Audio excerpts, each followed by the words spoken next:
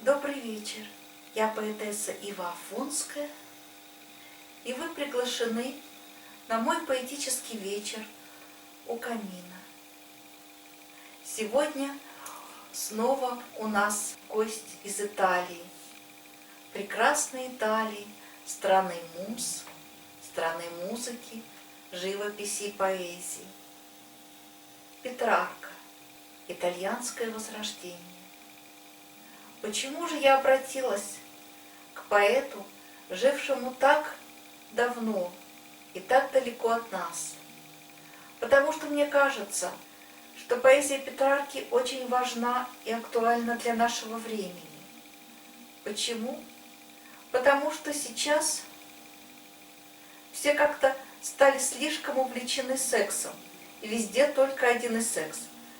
О нем говорят, о нем снимают видео, и люди как-то забыли о том, что кроме секса есть любовь, и что именно любовь, а не секс, является целью отношений мужчины и женщины. Именно на ней эти отношения должны быть построены. Если в отношениях нет любви, смысла в этих отношениях нет. Поэзия Петрарки, все его сонеты воспевают любовь и любимую женщину. Итальянский поэт Франческо Петрарка жил в XIV веке. Он всю жизнь любил только одну женщину. Его любовь была неразделенной, она была замужем. Он встретил ее, когда ему было 22 года, и через 21 год она умерла. Но он любил ее всю жизнь и продолжал любить после смерти, до конца своей жизни. Он написал о ней больше 300 стихов, 263 сонета при жизни и более 100 после смерти. Вздыхаю, словно шелестит листвой печальный ветер. Слезы льются градом, когда смотрю на вас влюбленным взглядом, из-за которой в мире я чужой. Улыбки ваши, видя свет благой, я не тоскую по иным усладам, и жизнь уже не кажется мне адом, когда любуюсь вашей красотой.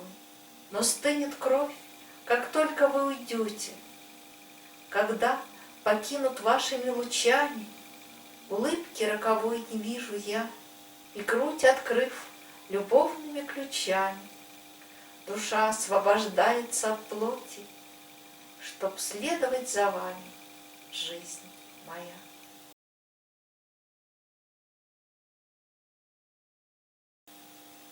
Я шаг шагну и оглянусь назад, и ветерок из милого предела напутственный ловлю, и ношу тело влачу усталой дали, рад, не рад. Но вспомню вдруг, каких лишен отрад, как долог путь, как смертного дела размерен срок, и вновь бреду не смело, и вот стою в слезах, потупя взгляд. Порой сомнение мучит, эти члены как могут жить с душой разлучены, а наш вся там. Ей дом все те же стены, а мур в ответ: коль души влюблены, им нет пространств. Земные перемены, что значат им? Они, как ветер, вольны.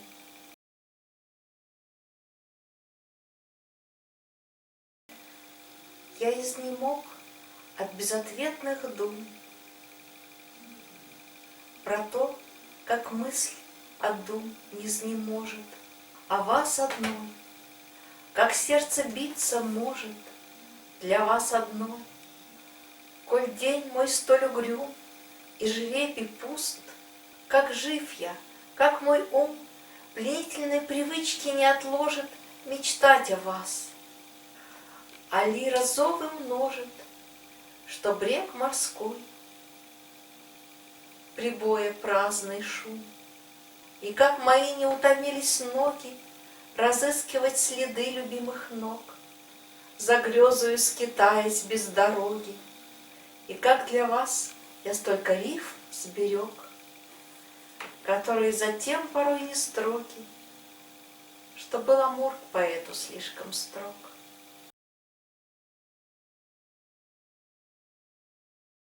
Зефир ее рассыпанные пряди закручивал в колечки золотые, и свет любви, зажегшийся впервые, блистал в ее нещедром ныне взгляде.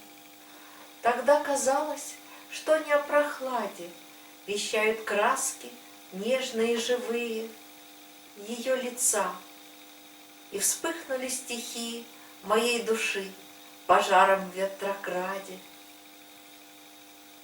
Она предстала мне видением рая, явлением небесным, вплоть до звука ее речей, где каждый слог осанна. И пусть теперь она совсем иная, мне все равно не заживает рана, пускай слабла тетива у лука.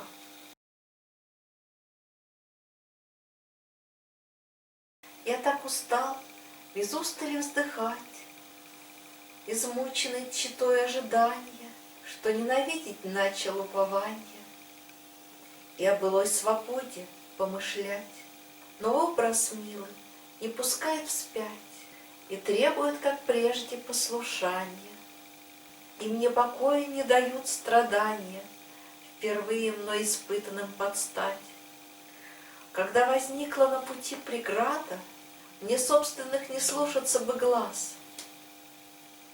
Опасно быть душе рабою взгляда, чужая воля ей теперь указ.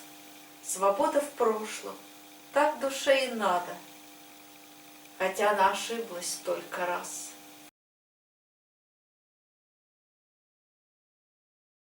О, высший дар, бесценная свобода, я потерял тебя, и лишь тогда, прозрев, увидел, что любовь — беда, что мне страдать все больше год от года.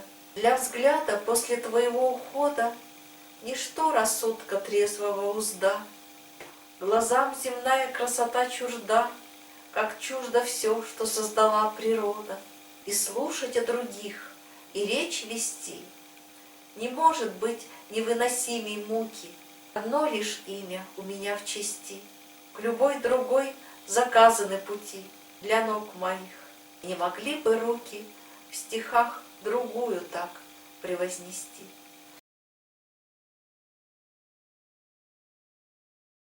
Та, чьей улыбкой жизнь моя светла, предстала мне, сидящему в соборе влюбленных дум, с самим собой в раздоре, и по склонению бледного чела приветствие смиренному прочла всю смуту чувств и обняла все горе таким участием, что при этом взоре потухли б стрелы Зевсова орла. Я трепетал, не мог идущих мимо, я благосклонных выслушать речей, и глаз поднять не смел, но все полима душа той новой нежностью очей, и болью давней сердце нетомимо. Друг мой, ты хочешь, я тебе открою, как я живу? Узнаешь же, старина, страдаю, как в былые времена, и остаюсь во всем самим собою. И так, кому я предан всей душою, как прежде, то надменно, то скромна, то снисходительно, то холодна, то благодушна, то гроза грозою. Здесь пела, здесь сидела, там прошла, здесь обернулась, здесь, как стрелы, очи вонзила в сердце, взяв навеки в плен. Здесь грустной, здесь веселою была, а милой помышляю дни и ночи. Как видишь, у меня без перемен.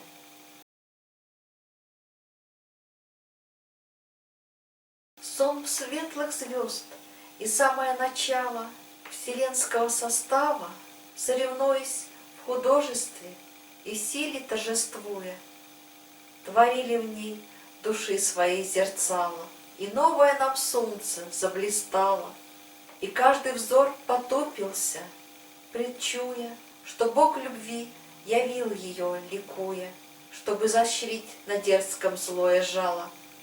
Пронизанный очей ее лучами течет эфир пылающей купины, и может в нем дышать лишь добродетель. Но низкое желание мечами эдемскими гонимо.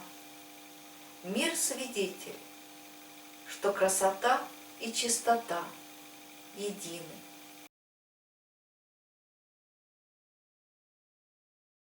Куда ни брошу безутешный взгляд, передо мной художник вездесущий, красной дамы образ создающий, чтобы любовь моя не шла на спад.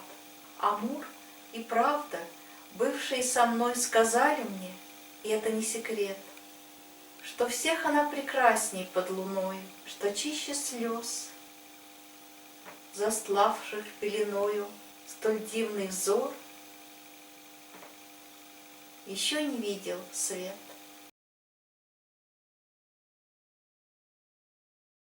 Меж стройных жен, сияющих красою, она царит, одна во всей вселенной, и пред ее улыбкой несравненной бледнеют все, как звезды пред зарею. Амур как будто шепчет надо мною, она живет, и жизнь зовут бесценной. Она исчезнет, счастье жизни бренной, и мощь твою навек возьмет с собою, как без луны и солнца свод небесный, без ветра воздух, почва без растений, как человек бесшумный, бессловесный, как океан без рыб и без волнений. Так будет все недвижно в мраке ночи, когда она навек закроет очи.